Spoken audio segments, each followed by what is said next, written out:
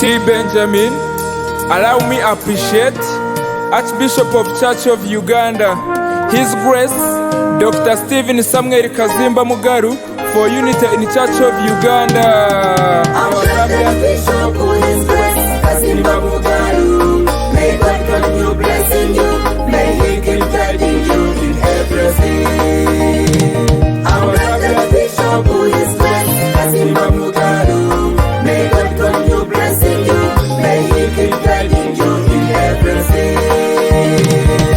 Imana yagutoranyije yari yarakurebye imirimo Muhabura DIOCESE.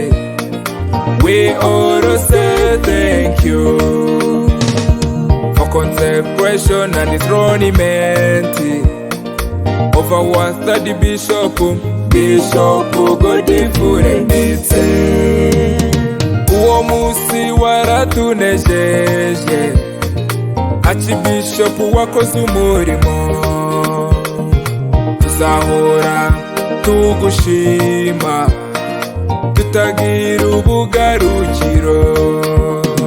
Archbishop of His Grace, Kazimba Mugalu, may God continue blessing you, may He keep guiding you in everything.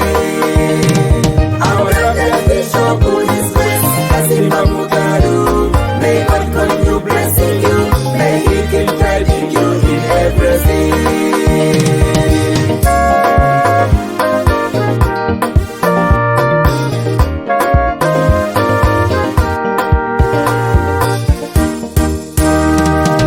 Archbishop wacu, His Grace Kazimba Mugalu, Imana ikomeze ikurinde, abari kugenda imbere, ibyo uzajya ukora byose, abari kuyobora. Archbishop wacu,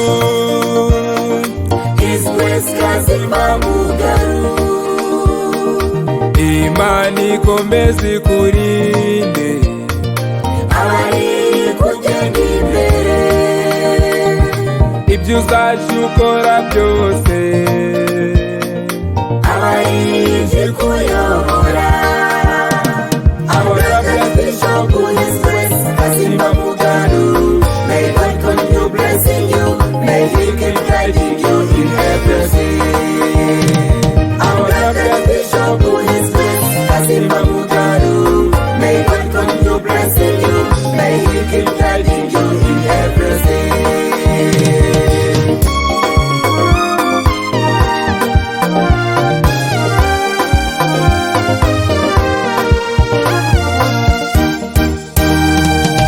Archbishop wacu,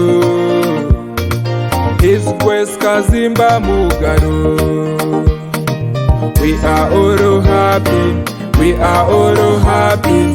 Thank you for preaching, fighting, teaching against homosexuality and lesbianism. Archbishop wacu,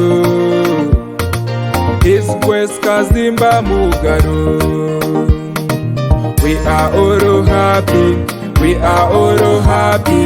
Thank you for preaching, fighting, teaching against homosexuality and lesbianism.